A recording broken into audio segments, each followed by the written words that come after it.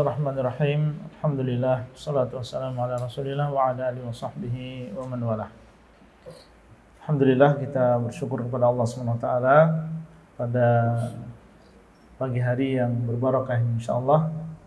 Kita dikumpulkan oleh Allah Azza wa Jalla dalam atau di tempat yang insyaallah kita memohon kepada Allah SWT semoga menjadi tempat yang berbarakah ya. Baik yang berkaitan dengan dunia kita maupun berkaitan dengan agama kita. Alhamdulillah, pertama kita bersyukur kepada Allah SWT yang telah mempertemukan kita dengan Pak Rizal, jazakallahu khairan, yang insyaallah ingin menunjukkan kepada kita bahwasanya yang namanya agama ini tidak bertentangan dengan dunia. Seseorang bisa mendapatkan dunia dan dia berpegang teguh dengan agamanya. Karena sebagian mungkin menganggap kalau seseorang kenal dengan agama maka dia harus siap kehilangan dunia kan gitu. Tapi ternyata tidak. Beliau sebagai seorang yang sebagaimana antum tahu, seorang pengusaha, ya seorang yang pembisnis, akan tapi di waktu yang sama juga menjaga kedisiplinan di dalam masalah agama. Maka tentunya ini menjadi contoh bagi kita semuanya. Kemudian yang kedua, para ikhwah sekalian, sedikit nasihat untuk diri pribadi dan setiap orang yang dia mendapatkan amanah, mendapatkan tugas, dan masing-masing kita sebenarnya adalah orang yang mendapatkan amanah ya. Makanya dalam sebuah hadis Nabi SAW mengatakan, ya, jadi sebenarnya masing-masing dari kita itu punya amanah. Seorang pemimpin, pemilik perusahaan punya amanah, karyawan juga demikian punya amanah. Dan Nabi SAW mengatakan, kullukum ra'in wa kullukum mas'ulun an ra'iyatihi. Setiap kalian adalah dibebani, setiap kalian adalah pemimpin, setiap kalian adalah diberikan amanah. Dan masing-masing dari kalian akan ditanya itu di hadapan Allah di hari kiamat tentang apa yang dia pimpin. Masalah amanah ini perkara yang besar di dalam agama Islam. Bahkan dalam sebuah hadis disebutkan ketika seseorang nanti melewati jembatan As-Sirat, jembatan yang menghubungkan antara tepi neraka dengan tepi neraka yang lain, yang kalau sampai seseorang tergelincir tidak kokoh, maka dia bisa terjatuh ke dalam Jahannam. Akan diberdirikan di situ amanah dan juga ar-rahim, dan dia akan menuntut siapa di antara kita yang tidak memenuhi amanah di dunia. Jadi bisa menjadi sebab tergelincirnya seseorang ke dalam neraka.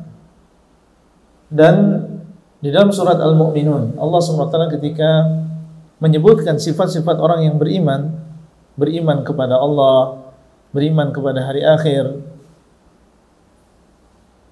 beriman dan percaya bahwasanya Allah Maha mengetahui dan bahwasanya kelak akan ada hari perhitungan. Di antaranya disebutkan walladzina hum li amanatihim wa ahdihim ra'un. Mereka adalah orang-orang yang terhadap amanah-amanah, terhadap perjanjian-perjanjian mereka menjaga. Kalau mereka diberikan amanah sekecil apapun dan di dalam hatinya ada keimanan kepada Allah, keimanan terhadap hari akhir, maka dia berusaha untuk menjaganya. Termasuk ketika dia punya janji, mungkin janji kepada anaknya, atau perjanjian dia dengan perusahaan, atau perjanjian dia sebagai seorang teknisi dan seterusnya. Dia punya janji. Maka seorang yang beriman akan menjaga perjanjian-perjanjian tersebut. Ya ayyuhalladzina amanu awfu bil 'uqud. Wahai orang-orang yang beriman, hendaklah kalian memenuhi akad-akad kalian. Dan disebutkan dalam hadis bahwasanya ayatul munafiqi thalath. Kalau tadi adalah sifat orang yang beriman, menjaga amanah, maka kebalikannya tanda orang munafik itu ada 3. Disebutkan diantaranya wa idza tumina khan. Apabila dia diberikan amanat maka dia berkhianat. Sifat orang yang munafik adalah tidak amanah di dalam mengemban amanah. Dan betapa banyak di zaman sekarang amanat yang disia-siakan. Banyak orang yang tidak memperdulikan tentang amanah. Dan ini sangat disayangkan dari yang paling kecil sampai yang besar.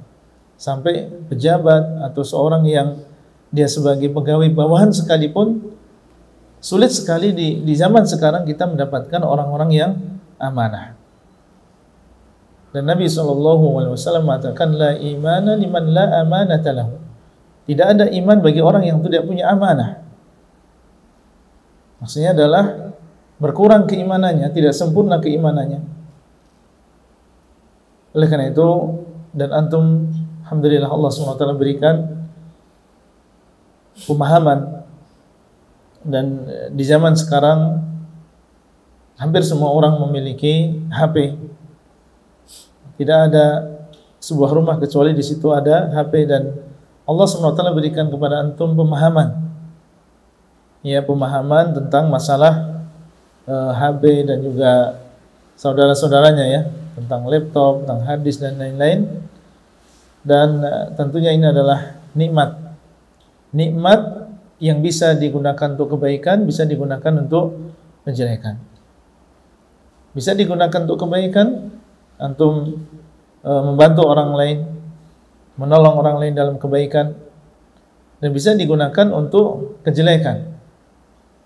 Karena tentunya ketika seseorang membongkar, dia mengetahui data-data yang ada di dalamnya, dan mungkin pemilik dia memiliki data-data yang rahasia di situ. Maka seorang yang beriman tentunya berbeda dengan orang munafik. Meskipun orang tidak melihatnya, meskipun orang tidak mengetahuinya, dan syaitan senantiasa membisikkan, ya senantiasa menggoda, maka seorang yang beriman dengan keimanannya kepada Allah dan juga hari akhir, dia berpegang teguh dengan prinsip agamanya. Yang melihat adalah Allah SWT. Dan seorang apabila menjaga amanah, padahal di sana banyak was-was, banyak di sana godaan, maka insya Allah ini bisa menjadi penyebab bertambahnya iman seseorang. Antum merasakan ketika banyak godaan, ya tinggal di depan mata ini. Tapi antum sadar bahwasanya antum diawasi oleh Allah SWT. Antum sadar bahwasanya di sana akan ada hisab. Karena orang yang antum bongkar rahasianya dan seterusnya, dia terzalimi. Dan kezaliman ada perhitungannya di hari kiamat. Antum takut dengan yang demikian, akhirnya antum tinggalkan perbuatan yang khianat tersebut. Maka insya Allah ini bisa menjadi sebab bertambahnya keimanan seseorang. Dan dalam sebuah hadis Nabi SAW mengatakan, tidak ada di antara seseorang meninggalkan sesuatu karena Allah, kecuali Allah akan menggantikan yang lebih baik daripada itu. Antum tinggalkan itu karena Allah, karena takut kepada Allah SWT, yakin bahwasanya Allah akan memberikan yang lebih baik daripada sesuatu tersebut. Entah itu berupa harta dunia, atau dijaga oleh Allah dari musibah, atau dijaga keluarga antum dan anak-anak antum dari musibah, atau ganti-ganti yang lain yang Allah SWT sediakan bagi orang yang meninggalkan sesuatu karena Allah. Sekedar cerita, ada sebuah cerita seorang salaf yang dia dulu dan ini menunjukkan keamanahan dia. Jadi ditugaskan atau mendapatkan tugas untuk menjaga kebun, ya sebuah kebun, entah itu kebun apel atau buah-buahan yang lain. Kemudian suatu saat datang majikannya. Kemudian majikan ini meminta, tolong ambilkan buah-buahan yang manis. Diambilkan sama dia, pas dirasain ternyata kecut. Tolong ambilkan yang lain, ternyata kecut lagi. Kemudian majikan ini marah-marah. Kamu sudah bertahun-tahun kerja di sini, masih belum bisa membedakan antara buah-buahan yang manis dengan buah-buahan yang kecut. Ini berapa kali kamu mendatangkan buah-buahan yang kecut? Akhirnya dia mengatakan, saya di sini cuma diperintahkan untuk menjaga kebun. Tidak ada di sana izin untuk merasakan buahnya. Jadi berkali-kali panen dia nggak pernah makan satu buah pun. Kenapa itu dia lakukan? Menjaga amanah. Karena dari awal hanya diizinkan untuk menjaga kebunnya, tidak diizinkan untuk merasakan buahnya. Padahal itu sesuatu yang mungkin lumrah ya. Tapi dia ingin menjaga apa? Menjaga amanah. Ingin menjaga amanah. Ini bentuk amanah yang sampai demikian. Kalau iman sudah menghunjam di dalam hati, sekecil apapun dia berusaha untuk menjaga amanah. Ada kisah lagi, dan ini adalah bapaknya Al-Imam Abu Hanifah rahimahullah. Ketika beliau suatu saat memakan buah dan baru beliau sadar, padahal itu buah jatuh di jalan ya, atau di pinggir kebun orang, cuma udah di luar kebunnya. Cuma dia menyesal, kenapa saya makan, kok saya tidak minta izin dulu. Kemudian akhirnya dia datang kepada penjaga kebun tersebut dan meminta untuk dihalalkan. Penjaga kebun tadi mengatakan, ini bukan saya yang punya, ini yang punya majikan saya yang tinggalnya jauh di sana. Butuh beberapa hari untuk sampai ke tempat majikan tersebut. Akhirnya beliau pun datang berhari-hari, baru sampai di sana ketemu dengan pemilik kebun tadi dan menceritakan apa yang terjadi. Padahal itu sedikit dari buah saja, tapi dia minta dihalalkan. Tidak ingin bertemu dengan Allah dalam keadaan memakan sesuatu yang dia masih ragu-ragu. Akhirnya majikan tadi ketika melihat seorang pemuda yang demikian amanahnya, demikian takwanya kepada Allah, akhirnya dia mengatakan, aku tidak akan memaafkan kamu sampai kamu mau menikahi putriku.